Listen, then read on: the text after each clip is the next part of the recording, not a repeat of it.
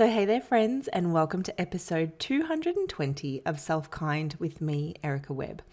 On today's episode, I want to respond to a question of sorts that came through over on Instagram when I reached out and asked, hey, do you have any topics that you'd like me to cover over on the podcast?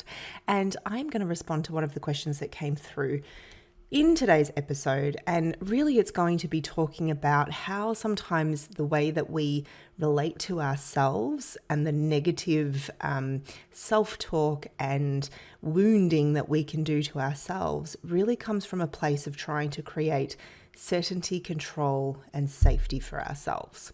So stay tuned for that. All right, so full disclosure, I've actually tried to record this episode a few times, and for the most part, when I record episodes, I just go from the start to the end, one take, and I'm done. But every now and then, a topic will kind of have, I'll have a hard time getting the words out in a way that feels good to me. And this has been one of those times, and so I have done quite a few takes of this podcast episode already, and here we are. I've actually let it rest for a day and I've come back because I wanted to make sure that my thoughts were articulated the way that I wanted them to be. And so, just thought I would disclose that because it can be interesting to understand other people's processes sometimes and to recognize that we're not like the only ones who have the self-doubt, have the questioning that goes on in these human minds of ours. So there you go. What I did want to do before we dive into today's topic is say thank you. 220 episodes into this podcast, and I know I say thank you a lot, but I don't know if I do it quite enough, and how much I truly appreciate every single one of you for tuning in to listen to this podcast. It's been going for, a few years now, and it is remarkable to me that there are people on the other end of this sticking me in their ears and listening to what I have to say. So thank you. Thank you so very much. I appreciate it more than I can probably express. Okay, so today's topic. I'm actually going to read something off my screen. So if you're watching on iPad, I was about to say, if you're watching on YouTube, you'll see me just looking down. But I want to read you a question that came through. And my response is kind of a series of questions and a series of inquiries that could be helpful for both the person who asked and for all of us, right? Because so much of our human experience feels very unique, and we feel so alone sometimes in the way that we experience the world. And then often when we give voice to what's really going on for us, we find out that other people feel the same way. And so I have a feeling that this will be one of those times. So the person who responded to my question said, something that has been coming up that's not movement related, but kindness related for me lately is realizing how often I wound myself with self-doubt, criticism, unkind and unhelpful thoughts as a way to somehow protect myself from other people wounding and hurting me. No one can hurt me more than my own inner critic, feeling my way through rewriting this pattern. So I read this comment, and obviously there's not a lot of context there, and this is not individual therapy, counseling, I will make that clear, but not a lot of context there. And I had some thoughts initially about what kind of patterns might be playing out here, but I asked a few questions, and I was curious to know, does this self-wounding come up in the context of particular relationships or particular circumstances or a particular area of life? And is the wounding that we're fearful of from other people grounded in a history of actual wounding, emotional wounding through criticism, etc.? Or is it kind of like an imagined possibility that they might be wounded? So in some ways, the answers to those questions from this person aren't necessarily important in the broader scale, but to give you a sense of what questions could be helpful when we start to notice a pattern of the way that we respond to the world, of just starting to get curious, right? This is such a big part of the process of understanding ourselves better and deepening our relationship with ourselves and our body, is to open the door to curiosity. We so often just jump straight into judgment of like, well, I shouldn't be doing this, so how do I fix it? Or we jump into like comparison or fear of what it means about us if we're feeling this way or doing this thing, and we kind of go down the worst case scenario path.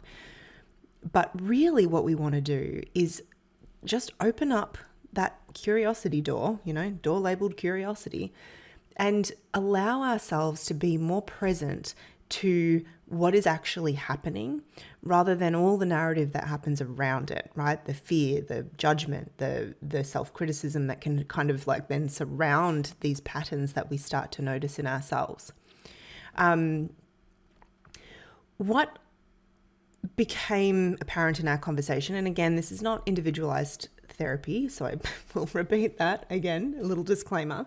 But what really struck me, and this has come up in a few client calls recently as well, is this recognition that so often when we do this self-wounding, right, whether it's self-critical talk, whether it's kind of like that resignation of like, oh, well, I knew I was never going to be any good at this anyway, whether it's any kind of, sort of moving away from what we really want, and kind of making ourselves smaller for fear of what other people might do to us or say about us, that there is this sense of a desire, that reaction comes from our desire to be included, to be safe, and to be connected, right? We fear that the criticism of other people will cut us off from our community, cut us off from our supports, cut us off from our people. And that fear is very real from an evolutionary point of view, because if we're not included by our people, then we risk going hungry, right? We risk not having shelter. We risk being, removed from the people that really matter to us. And so what I always like to point out is that these reactions that we have come from a place of our body and our brain really trying to look after us, right? That desire to stay safe, that desire to stay connected and included, that will lead us to do some weird things sometimes as humans, right? Including self-criticizing, doing things that please other people but not ourselves. We are trying to stay included, connected, accepted, and ultimately safe. The other thing that comes up from that is that as a result of trying to kind of like retain that sense of safety, we are ultimately trying to create a engineered sense of control and certainty. And when it comes to relating to other people, good luck trying to control them, right? Good luck trying to have a sense of certainty, because people are unpredictable in a lot of ways. There's a lot of things that, we can kind of predict based on past behavior, but ultimately we cannot control another person's thoughts, and we cannot control another person's actions. We cannot control another person's opinions of us. If you are the kind of person who thinks of themselves as being a bit of a people pleaser though, you'll know that we feel like often we can control the way somebody else feels about us, so long as we keep them happy, right? So long as we do all the right things so as not to upset them. And what can happen here is that when we are worried about somebody criticizing us, wounding us, harming us in some way through their words or their actions, we can set out to have a sense of control over that by kind of creating that worst case scenario for ourselves through the way that we talk to ourselves, right? So the person who kind of wrote in that question, it was like, why do I wound myself when I'm kind of trying to sort of just like protect myself from other people's wounds, but I end up with this wound anyway, right? Because I've done it to myself. And my take on that is that we're trying to create a sense of control, ultimately, trying to create that sense of certainty, because it's very uncomfortable to sit with the possibility that somebody else might think something of you that ultimately you can't do anything to change or control or even necessarily know, right? Because especially in this day and age of like the internet, I'm sure people have thoughts about me that aren't always nice. My hope is that most of them are positive, but there's a very good chance that, there's people who don't like the way that I look or sound or talk or think or share. And we can spend all the time in the world we like kind of imagining the things that people think about us, but ultimately we don't know. And there's nothing we can do about a lot of that, right? And so we do create this sense of control and certainty by then just kind of meeting ourselves with the thing that we are fearful of. And I think that it's a false sense of control, ultimately. But it also allows us to feel like we can manage the outcome of that, right? Like, well, I can manage and I can hold space for my own criticism, because for a lot of us it's familiar too, right? But I couldn't possibly bear it if what somebody else thought of me was a mismatch to the way that I am to myself. And so what I really think of is like, how do we increase our capacity to know that we are okay regardless of what anybody else thinks, says, or does? How do we create and foster and practice that sense of being at home in ourselves, of being confident enough to handle whatever outcome eventuates in our lives around relationships and things like that? Because ultimately, I think that's what we fear, right? We fear the loss of that connection, but we kind of fear our ability to deal with it because it feels so awful, right? It feels so awful. But can we increase our capacity to just sort of deal with whatever it is that comes our way? And I think that's an interesting place to explore and to question.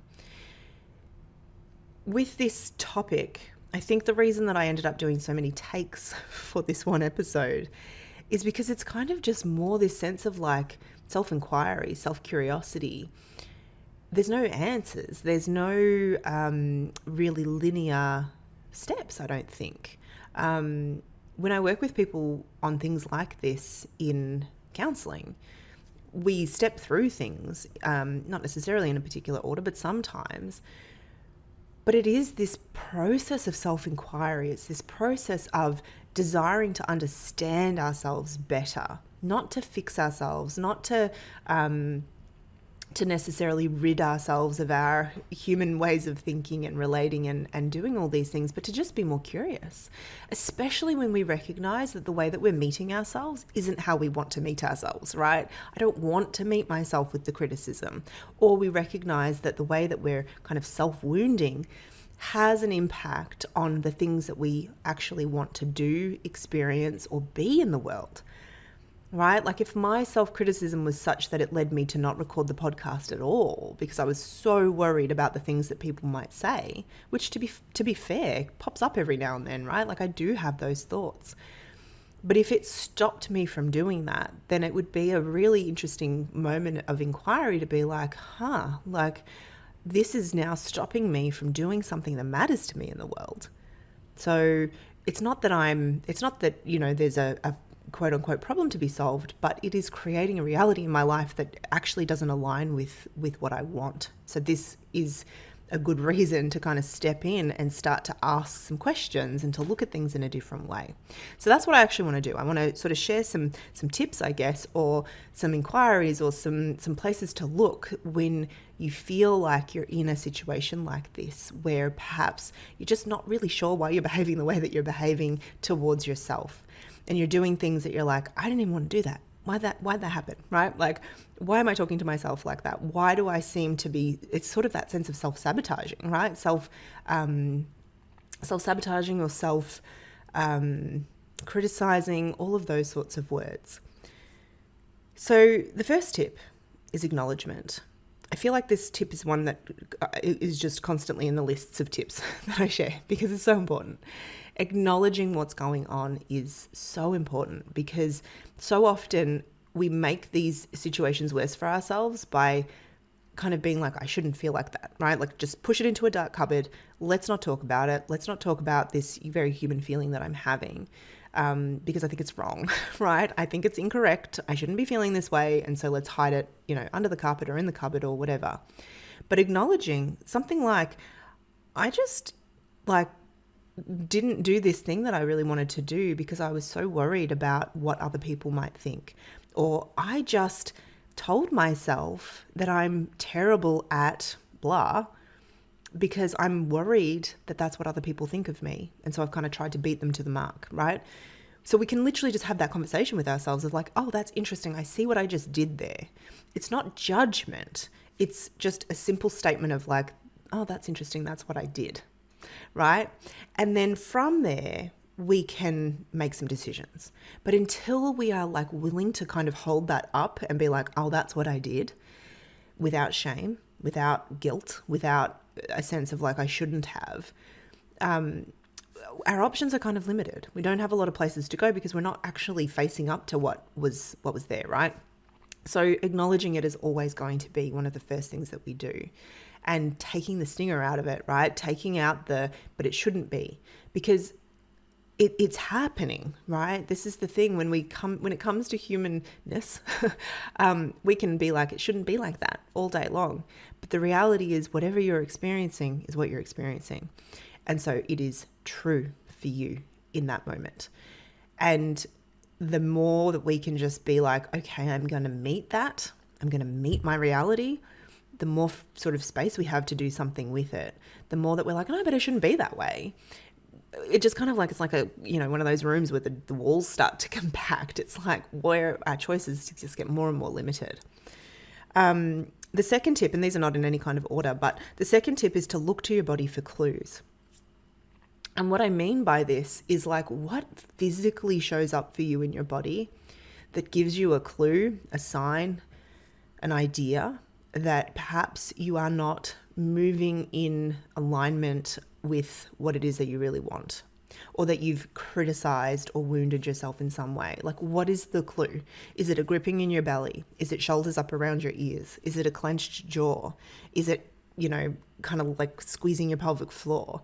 Is it curling your toes? Is it curling forward into a ball? Is it whatever, right? Like, there could be a number of things. It could be that you get a raging headache. What shows up for you in your body that makes you go, I'm not meeting myself the way that I want to be met. I'm meeting myself in a way that creates a sense of threat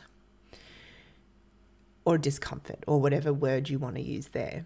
But looking to the body for clues can be so valuable, because sometimes the thinking part of us is just like, we can't kind of find a way in. And so looking to the body for clues of like, oh, that's interesting. I feel a real sense of heaviness and dread in my gut when I said no to that thing that I really wanted to say yes to. I wonder what that could be pointing me in the direction of. And sometimes it's about marrying up our body and our mind, right? And kind of like doing a little bit of comparison and sort of noting what's going on, because both of them can be driven by kind of more of a nervous system response, right? Like a more kind of fear-based sort of stuff. So we want to be curious on all the levels of like what's actually happening.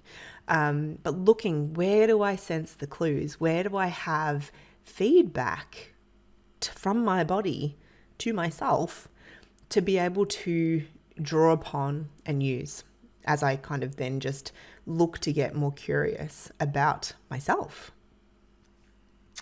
The third tip, which, I said these weren't in any order, but I think this almost makes sense to come in before the last one, is to know your values, understand the values that you want to live out. And in particular, when it comes to this stuff, understand the values that actually relate to the relationship you want to have with yourself and your body. I think that is really key. We're very good at understanding, we can be very good at understanding what we want our relationships to look like with other people, in the sense that like, if you're kind of sort of think of yourself as a bit of a people pleaser, a bit of a perfectionist, we can be very clear on like, I want to be a good, kind, generous person. But what is that relationship with yourself? What do you want that to look like? Right? The honesty, potentially, the kindness, the compassion, the love, whatever words, you use. Because then we can start to use the values as a filter as well. And understanding, I think that my my choices about how to behave, how to react, how to be with myself have actually come from a place of trying to please or trying to control or trying to eliminate risk or whatever it might be, not truly in alignment with the relationship that I want with myself.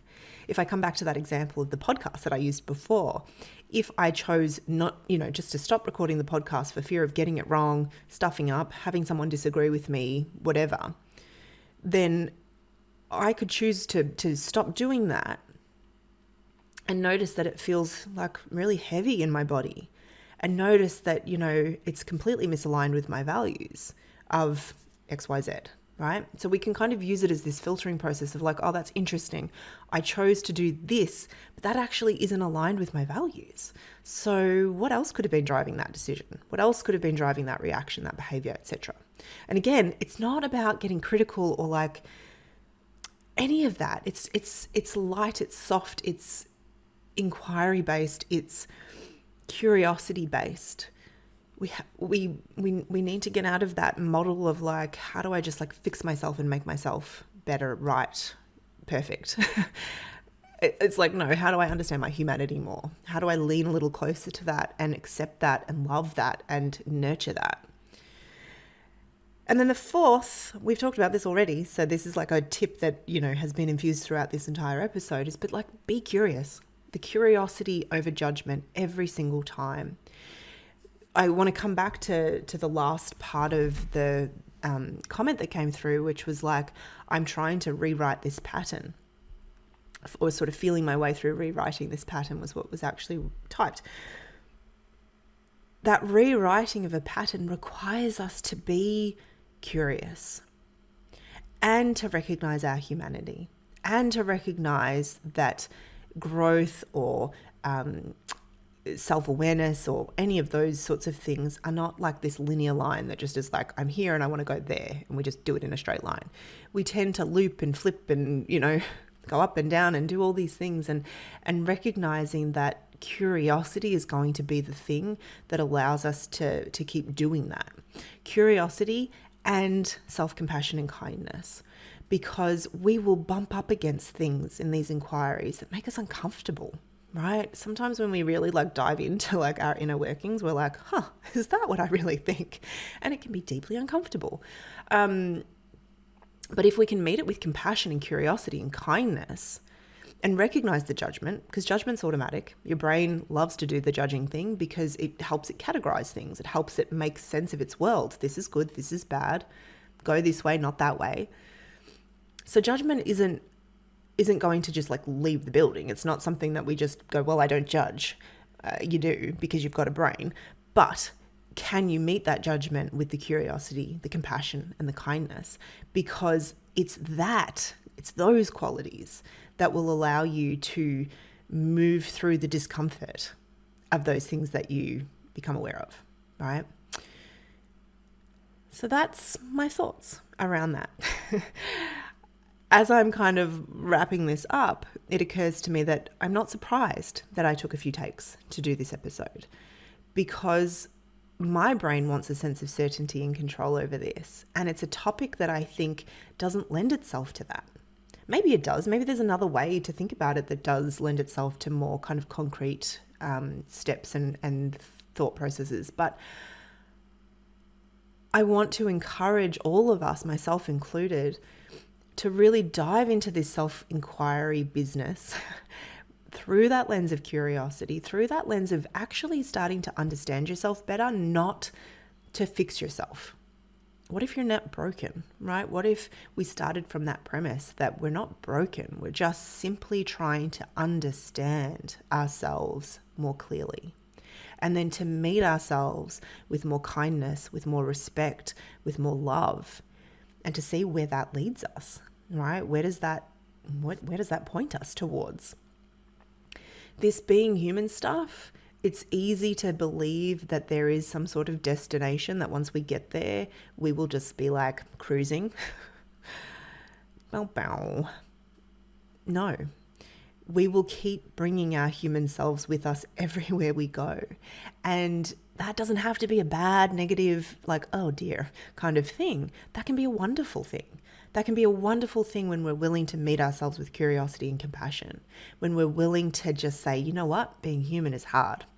And relating to myself can feel tricky, and relating to others and figuring out how my relationship with myself fits in with my relationship with other people, and like how I navigate that. That's not easy stuff. And if you're listening to this podcast, you are one of the people who is interested in diving down that rabbit hole. Not everybody is, right? Sometimes it's easier just to ignore this stuff and just like work on autopilot, for sure. And sometimes we choose to do that, you know, but recognize that when we've decided that we're going to kind of like face ourselves, and I don't mean that in a combative way, of course, but when we're like willing to really see ourselves and to be like, you know what, I want to love this. I want to have a compassionate relationship with me, an honest relationship with me. Then it requires us to lean into that humanity and to see it for what it is, you know, and to recognize that it's a lifetime worth of meeting ourselves in that way. That's not a bad thing. So thank you for listening to the end of this one. I think it ended up being a little longer than I anticipated. I'd love to hear your questions if you've got them. Questions, thoughts, insights, what questions you would add into that inquiry as well. And yeah, if this, you know, also, I guess, brings up stuff where you're like, I've got some stuff I want to work through. And you're curious to work through it with a counsellor, and you're curious to work through it with the counsellor who is me. I do have openings for one-on-one clients at the moment. So I'll pop the link in the show notes to do so that you can, you know, look into that if you want to. I do free 15-minute good fit calls. So if you're kind of like, oh, I'm not sure, I'm a little bit nervous, I'm a bit scared, I don't know if we're a good fit, I don't know if my, you know, issues, for want of a better term, are something that we could work with, then book just a 15-minute call and we can have a little chat to see if it feels like a good fit for both of us. If you're ready to book, you can do that as well. The way that I work is very body-mind based. And so sometimes there's movement involved. Sometimes it is that invitation to check in and be like, what is the body kind of showing us? And sometimes there's these processes that we go through to like identify, like, what are the values that you're moving towards or you want to move towards? What stuff, you know, has happened in the past? We don't always dive down there. We don't always go into the past, but sometimes it's helpful. So, you know, the tools that we use in counselling to work through some of this stuff are many and varied, depending on the person in front of me. But all of that to say, if you're curious about working together, go and find that link in my in the show notes. I think I might have said bio before, but show notes is what I meant. And you can click through and find out more. I see clients primarily online, but there are also in-person opportunities as well at my little space in Croydon North, which is in Melbourne, Victoria, Australia. So all the details in that link in the show notes.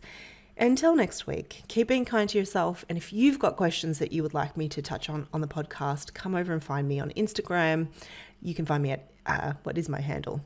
At Erica Webb _SelfKind. I would love to hear from you. I will see you soon. Bye.